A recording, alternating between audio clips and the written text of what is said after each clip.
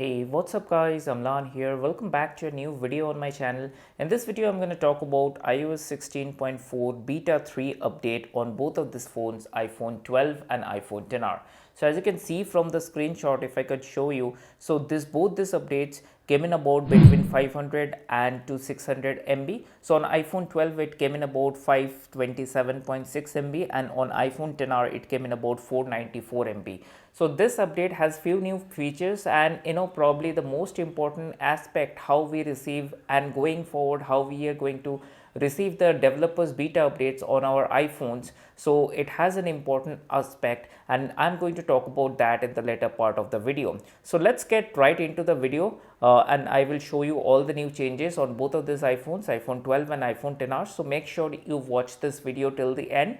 So with that being said, let's get right into the video. But before that, if you're new here and happen to enjoy this kind of videos on this channel, do give this video a thumbs up and also consider subscribing to the channel. Now with that being said, let's get right into the video. Alright guys, so the first things first, if I go to the settings and if I show you general and about section, so let me go and click on general and about section. As you can see on both these phones, it's running on iOS 16.4, right? So if I tap on it, the new build number is 20E5229E. So the letter E in the end, it probably denotes that we are going to see a couple of more betas before we get to the public release. Before updating, as you can see on both of these iPhones, there was this modem firmware. On iPhone 12, it was 3.54.01.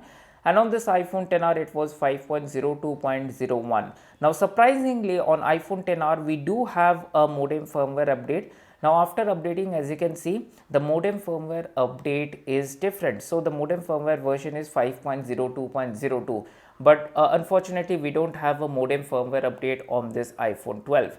Now let's talk about the most important aspect, how we are going to receive the updates going forward. Now if I click on the software updates, I am using both these iPhones, and as you can see, if there are two sections, beta and automatic updates. So if I click on beta updates, as you can see, so till now I have been using a beta profile in order to get the developers beta updates, right? So that was the concept till now. You have a developer beta profile, then you get the developers beta version updates, and if you have a public beta profile, you get the public beta updates. But as you can see, there are three options. So right now, till now it was checked till iOS 16 developers beta, but it has automatically detected that my email ID is not currently enrolled in the selected beta program. So going forward, I would not be able to use iOS 16 developer beta updates. I'm not going to be able to get the updates for iOS 16 developers beta. But as you can see, one of my friends, she has a developers beta account. So in this iPhone 12, I've just added her Gmail ID through which it is linked to the Apple developers program. So as you can see, it is linked, and you can use this email ID to receive all the developers beta program.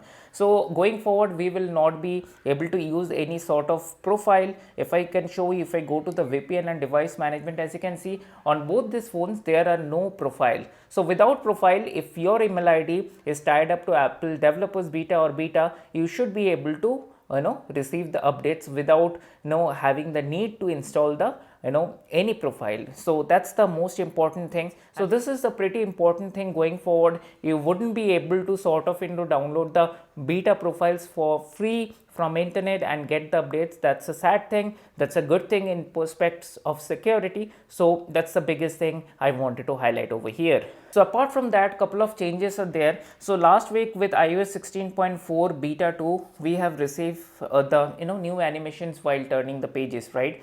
Now Apple is highlighting that. So once you open any book in the book application, you get this pop-up. It says choose a theme, page turn, animation and more to make each book perfect for you.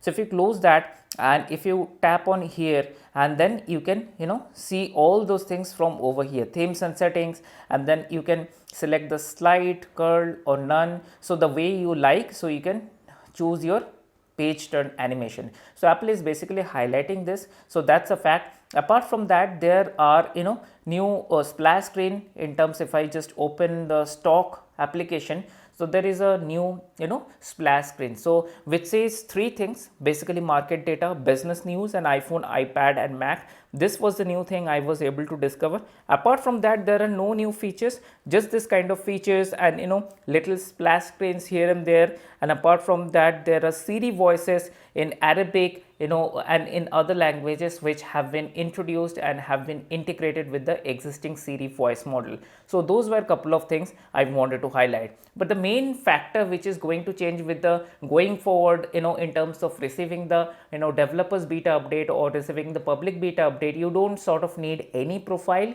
If your email ID is connected to the Apple developers, then you can basically put that email ID in order to receive all the updates. Now talking about, as I said before in the beginning of the video, this update was between 500 to 650 odd MB on both of these devices. So since I'm having this iPhone 12 with me at the moment, let me take a look at the battery. So before updating, the battery health was 86%, and in last video I said that while I updated my iPhone 12 to iOS 16.4 beta 3, the battery health dropped by 2%.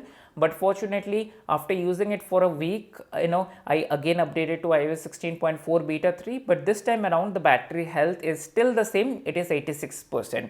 I'm going to come up with a detailed battery life and performance review during the weekend like I used to do with both of this iPhone XR and iPhone 12, so you get a detailed idea about how 16.4 beta 3 is performing during the weekend.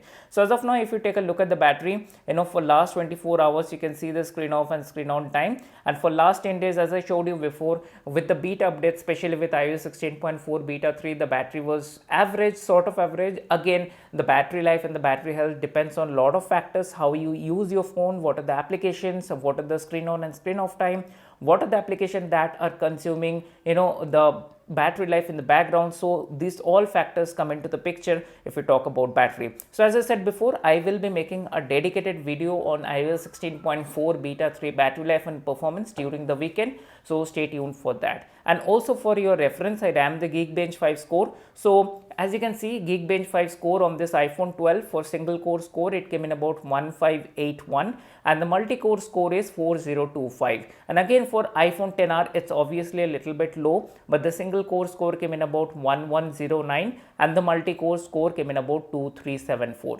Apart from that, I didn't notice any bugs. The performance at the moment, I've just installed it couple of hours back, so I need some time in order to review it. But at the moment, after installing this update, everything feels fine, and in terms of performance as well, I'm not noticing any bugs at the moment. So then again, this was a small video update for you regarding iOS 16.4 beta 3. The most important thing, I would say, the way that we are going to receive the updates, not only the developers beta, even the public beta, it is actually going to change, and Apple is taking security very seriously this time around. So keep these things in mind. Probably going forward with a profile, you would not be able to install any kind of beta updates or developer beta updates. So that's it for this video. I hope you enjoyed the video and all the information that I provided. If you have liked the video, or if this information in the video which I mentioned was useful to you, then definitely do give this video a thumbs up and consider subscribing to the channel. Your one like and subscription gives a lot of motivation to me,